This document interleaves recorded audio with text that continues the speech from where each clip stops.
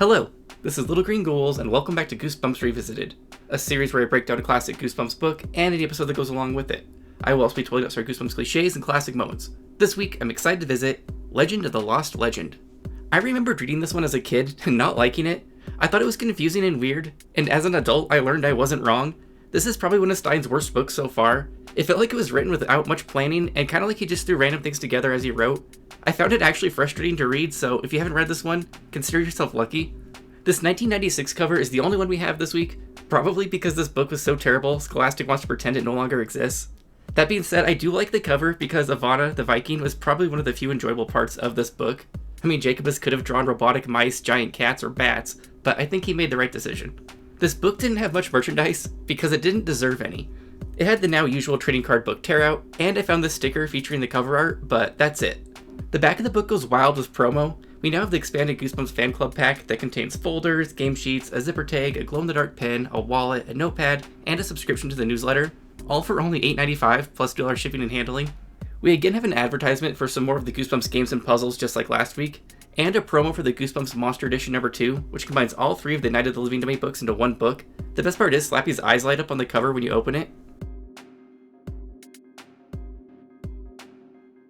Then on the last page, we again have a promo for the Goosebumps VHS tapes. It's just funny to see the back of the book grow larger and larger with more shit you can buy. Our front tag says, Finders Keepers, which is fine because really anything would work as a tag since this book lacks a plot. Our back tag says, Talk about a horror story. There is nothing in this book resembling a horror story, but let's read the blurb on the back. Nobody loves a good horror story like Justin's dad. He's a famous writer and story collector. That's how Justin and his sister Marissa ended up in Romania. Their dad is searching for an ancient manuscript called The Lost Legend. Justin and Marissa want to help, but instead of finding the lost legend, they get lost. And the woods of Romania are filled with strangest creatures, like hundreds of squealing mice, silver-colored dogs, and terrifying Vikings from long ago. Well, now that we finished that, let's start this summary. The book opens with our introduction to Justin Clark and his sister Marissa, and they're currently traveling via dog sled across Antarctica. These kids are quite the explorers because they don't let just anyone do that. There's a slight issue though, they seem to have lost their father, who drugged them out to this hellscape in the first place. Marissa wants to stay put, but Justin is like, screw that, we'll come across him later, and tells the dogs to mush. This doesn't seem like a wise decision. This backfires quickly, and Justin falls off the dog sled. He then watches helplessly as the dog sled rides off into the sunset without him, because Marissa doesn't know how to make the dogs stop. Justin has snowshoes on, so he lumbers as fast as he can towards the sled. He actually catches up with it, but not because he's quick, but because the dogs have all suddenly stopped in fear. Maybe there's an abominable snowman wandering around down here. Justin looks past the dogs and sees a perfect crystal blue lake, and in the center of the lake, just chilling on a rock, is a blue sea lion. Yes, a blue sea lion, because I guess the purpose of this little expedition was to find this mythical blue sea lion. I can already tell this book is going to be weird. Marissa wants to get a closer look, but Justin warns her that it's rumored to have strange magical powers. So yeah, Stine is getting weird with this one. The ground starts to suddenly rumble and crack, and a chunk of ice the kids happen to be standing on suddenly floats out to sea in a chapter cliffhanger. This is a lot to process in 8 pages. That's because it's just a story, which makes sense considering it's being told in the third person, but now on chapter 3 we've shifted to the first person. It turns out Justin's dad was just telling a campfire story. The father is a lot like Stine and has a propensity for cliffhangers, and tells the kids it's time for bed. Justin goes to turn off the lantern, but whoops, he knocks it over and we end the chapter with the tent catching fire. Justin's dad acts quickly and is able to smother the fire out before it really spreads. Marissa then starts accusing Justin of being worthless on this adventure, and his dad steps in to remind Marissa that she got lost chasing a squirrel earlier, and both of them couldn't figure out how to gather firewood in the middle of a forest, so he's not particularly impressed with either of his offspring at the moment. We then learn the purpose of this adventure. The kid's dad is Richard Clark, and in the Goosebumps universe, he is a world-renowned writer, storyteller, and story collector. He searches the world for old stories and legends to publish them. He currently has his kids in Romania, which is a made-up country set somewhere in Europe. They're in search of the lost legend from our title, which hasn't been seen in 500 years. It's apparently a very old manuscript and said to be hidden away in a silver chest, again like on the cover. This legend is so lost that no one even knows what it's about, so they could just open it up and find some old version of Goldilocks and the Three Bears. After nearly burning down the tent, Justin attempts to fall asleep, but in typical Goosebumps fashion, just before he drifts off to sleep, he's suddenly awakened by an angry howl right outside the tent. He immediately thinks it's potentially a werewolf and whispers to his sister if she heard it too, and she tells him to shut the fuck up in case it comes over to the tent. Neither of the kids bother to wake their dad up for some reason though. Justin pokes his head out of the tent, only to spot a German Shepherd type dog with long silver hair. Justin loves dogs, so he races out to pet the mysterious creature. Probably not the wisest decision to go be petting feral dogs in the middle of the woods.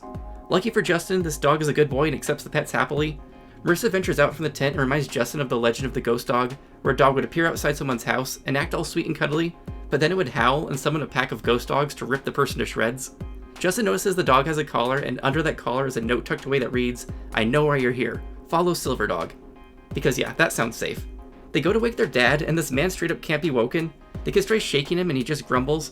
Silver Dog starts to wander into the forest, so Justin wants to chase after it in case it really is taken to the lost legend. Marissa thinks this could just as easily be a trap. She then reminds Justin of another one of their father's stories involving forest imps that leave trails of candy, so kids follow it into the woods and then end up falling into the pit with no bottom, so she thinks Silver Dog could be something like that. Justin employs some reverse psychology and says, "You're right, it's too dangerous to follow the dog." So immediately Marissa disagrees and grabs Justin's hand to go chase after the dog. They both tell themselves their dad's gonna be super impressed when they hand over the lost legend in the morning. The kids are following the dog by moonlight because they didn't think to grab any flashlights before leaving, so traversing the woods is no easy task. They can only hear the dog up ahead, so they're just blindly racing through the woods and getting scratched up by various shrubs. At one point they find themselves dodging lots of bats, but tell themselves they were just birds to keep themselves calm. The kids finally reach a clearing and are disappointed to discover they've been following a stag, so now they're hopelessly lost in the woods and nowhere near the lost legend. They have to deal with some more bats before they hear Silver Dog's howl again. They race towards the sound blindly through the woods because they didn't learn their lesson the first time. This results in them abruptly falling into the pit with no bottom in a chapter cliffhanger. Except not really, they just tumbled off a hill and Justin was being dramatic. They stand back up and see Silver Dog waiting patiently for him. They follow Silver Dog for a few more pages and eventually reach a small cabin in the middle of a clearing. Silver Dog pushes the cabin door open and lets himself in, but the kids stay outside, unsure if they should just wander into this mystery building. They should be careful, they could find a swamp hermit hiding in there. The kids decide to follow Silver Dog in, and things are fine at first. They notice a loaf of bread on the table and a giant pot of soup over a fire, but then the woman from the cover of the book leaps out of the shadows. A very large woman wearing a long flowing gray dress. She had flashing bright green eyes, blonde bangs fell across her forehead, and long braids hung down the sides of her round-cheeked face. She wore a helmet over her head, a cone-shaped helmet with two horns poking up from the sides, like a Viking from long ago, or someone in an opera. Her arms were big with powerful muscles. She had sparkling rings on every finger. A round, jeweled medallion swung heavily on her chest. She dove quickly past Marissa and me, her green eyes wild, her mouth twisted in an evil grin. She slammed the cabin door shut, pressed her back against the door. "I've caught you," she shrieked, and tossed her head back in an ugly cackle of triumph. The giant woman then reveals she was just kidding about capturing them. She actually sent Silver Dog to help them. She introduces herself as Ivana and keeps playing with her medallion around her neck as she explains how she knows everything that happens in the forest. She serves some kids some giant bowls of chicken noodle soup to warm them up for their upcoming test. The kids are confused and want to know exactly what test she's talking about. Ivana suddenly stops and screams, "Don't eat the soup, it's poison!" But it's too late, both Justin and Marissa have been scarfing down the delicious soup. Marissa calls Ivana's bluff and says, "Nice try at another stupid joke," and Justin pretends he wasn't scared either. Ivana then says she wants to read the noodles before the kids eat them, because she can tell a person's fate like their tea leaves or some shit. Ivana says she knew it and that the kids will have to take the survival test in the morning. Ivana won't say exactly what she saw in the fortune noodles, or what the survivor test will be. Probably because Stine just plans on making it up as he goes, because this book feels like a free writing exercise, where you just write whatever comes to mind. She says the test will take place in the fantasy forest, which I guess is safer than the forbidden forest. Justin wants to know more, but we're interrupted by another random chapter cliffhanger. This time it involves a snarling beast covered in black fur with large black eyes, kicking in the cabin door and then immediately lunging for Justin. He falls out of his chair and tries to escape, but it's too late. The mystery creature already has bitten him on the leg and won't let go. Ivana shouts, "Down, Luca," and the creature obeys. Justin asks, "What is this thing?" And Ivana says she's not sure, just that it was raised by wolves and is a good boy. She also lets the kids know that Luca will be traveling with them into the fantasy forest as a guide, and he'll keep them safe. She leads the two kids to some cots in the back room and tells them to go to sleep. Justin falls asleep pretty quickly, but when he awakens, he finds himself no longer in the cabin, but in the middle of a dewy field. He thinks the test must have already started, and he turns to wake Marissa, but she's nowhere to be found. He starts screaming for her, and Luca hops out of the woods like a bunny rabbit. Stine doesn't take the time to describe Luca well, but I'm picturing a skinny werewolf, like in the Harry Potter movies. Marissa then sticks her head out from behind a bush and is like, "Oh good, you're awake." She had decided to explore the nearby woods and just let her brother sleep, because yeah, that's a normal thought process. She also reveals she has no idea how they got there and also just woke up outside the cabin. They don't really know what they're supposed to do during this test other than survive, and they settle on following Luca down the trail since he's supposed to be their guide after all. Luca first leads them to a couple of empty backpacks, then we have pages of just wandering a forest.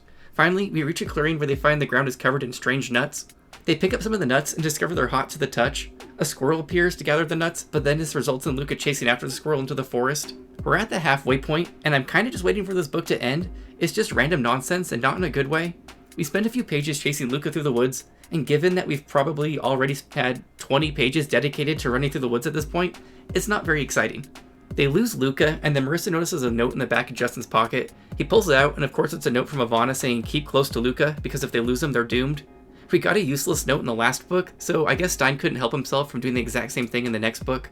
The kids wander back to the clearing with all the nuts, because I guess we don't have to worry about them getting lost this time. They sit in the field in despair when suddenly they hear lots of cracking all around them. Justin thinks the ground is opening up into the pit with no bottom, because he is really fixated on that for some reason, but it ends up just being the nuts. It turns out these aren't nuts at all, but some sort of egg. In a chapter cliffhanger, the kids start screaming and they see what's crawling out of the eggs. It's just mice, but it's hundreds of them on the ground, and the ground is swarmed with little gray mice. The kids are all freaked out now, and Justin of course manages to tip over into a pile of them. Justin finds himself covered in mice, and it's somewhat gross. Mice scurried all over my hands. I felt one climb up my sweatshirt sleeve onto my back. Help, Marissa and I cried both at the same time. I turned and saw her bent over, hands raised, struggling to pull 2 mice from her hair. Another mouse chewed at the bottom of her sweatshirt. 2 more mice climbed up the leg of her jeans. Mice clung to her backpack. Help me, oh help me. Still on my knees, I struggled to push myself up, but the mouse slithered under my sweatshirt. I felt its prickly feet across my chest. Then a sharp stab of pain in the middle of my back. Did it just bite me? Mice jumped onto my shoulders, crawled over the back of my neck, swarmed my backpack. Swinging my hands wildly, I tried to brush them off me, but there were too many of them. Squeaking, snapping, clinging to my clothes, my wrists, my hair. Help, help! I pulled a mouse from my ear and tossed it across the grass. I could feel a bunch of them crawling over my bare skin under my sweatshirt. Another sharp bite made me cry out, and I dropped face down onto the grass, onto more mice. My whole body tingled and itched. The squeaking, chattering mice swarmed over me, holding me down, prickling me, scratching me, biting me, until I couldn't move, couldn't breathe. Justin holds a mouse in his hand. When he notices a little bump on its belly, he presses it and the mouse goes limp. He presses it again and it springs back to life. It occurs to him that this is an on-off switch, and he begins switching off all the mice and tells Marissa to do the same. This book really is just a random sequence of events strung together around a vague attempt at locating a lost legend. I wonder if Stine bet someone he could write a book in a day, and this was the result.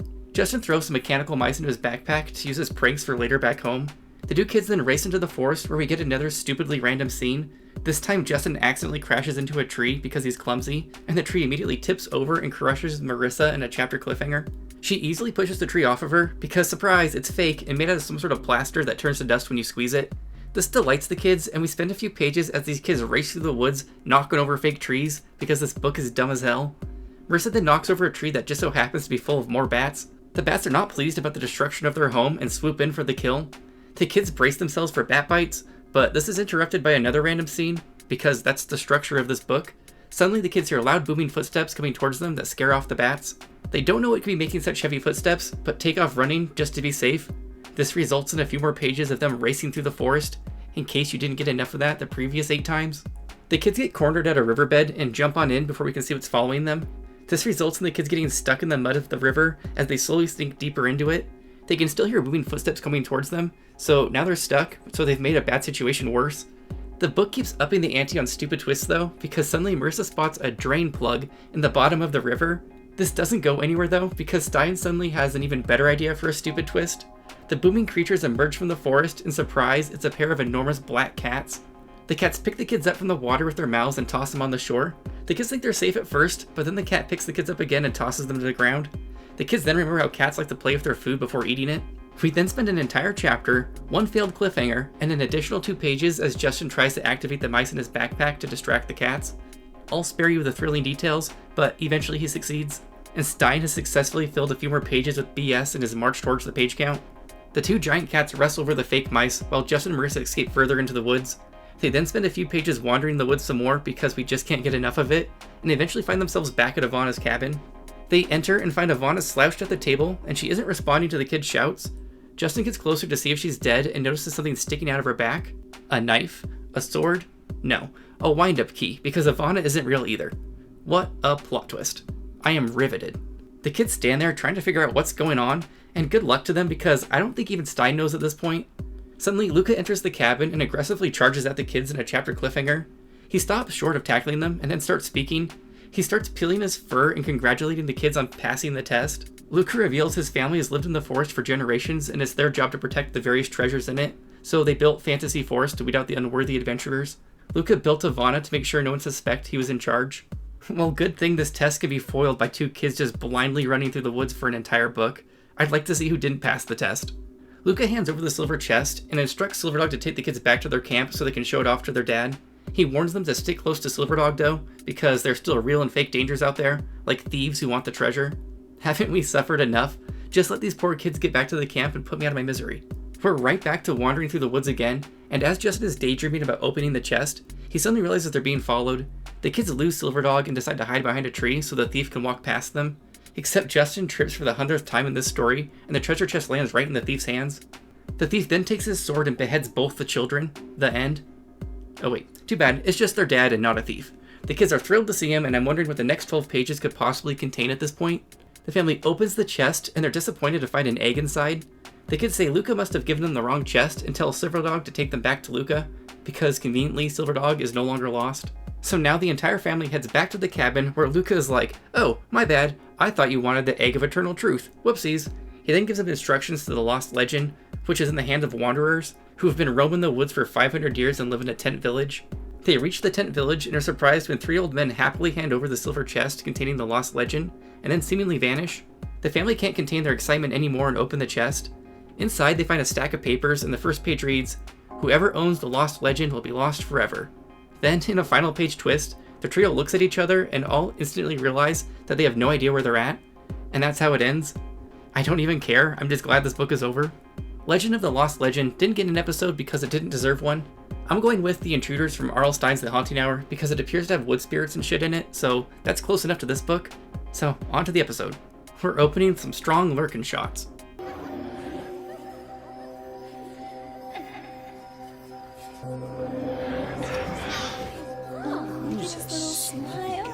So this is going to be one of those I'm jealous of the baby stories. Hello? Do we still eat dinner around here? More lurking.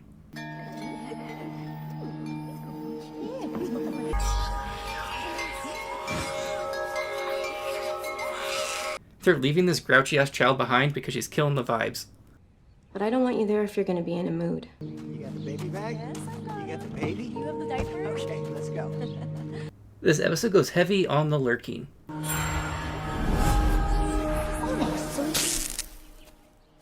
Oh, her parents are already back. I guess they left so we could watch her get shocked by a fence. Little man. Look at his little face. Look at that. Uh-oh, a poltergeist.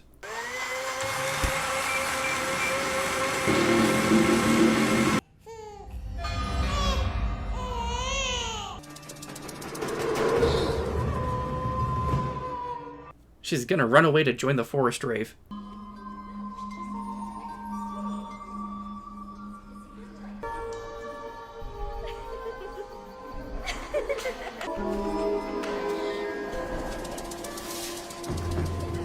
Nothing good comes from forest fairies.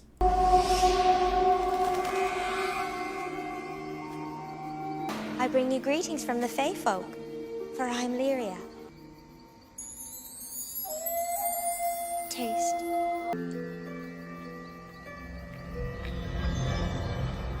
So apparently Eve is a fairy and was put with humans until her powers grew. Okay. I'm a fairy. Dads, interrupting everything. Eve! Eve! Eve is gonna boil the baby.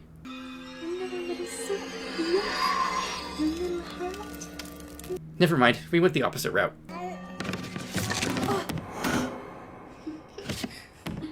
Eve's reign of terror continues.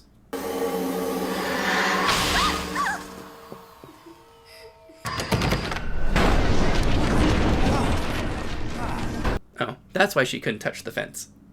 And touch not iron, for it is the poisonous tool of trolls and dwarves. Poor Eve has a bad case of the woe is me's. My parents are so stupid. You're the only one who understands me. Eve's probably just gonna hand the baby over at this rate. We want a human child. Your new little brother. What will happen to him? You don't want to know. Eve says, "Fuck these humans, I'm a fairy." Boo. I was ready for this episode to get dark. Bring it to me.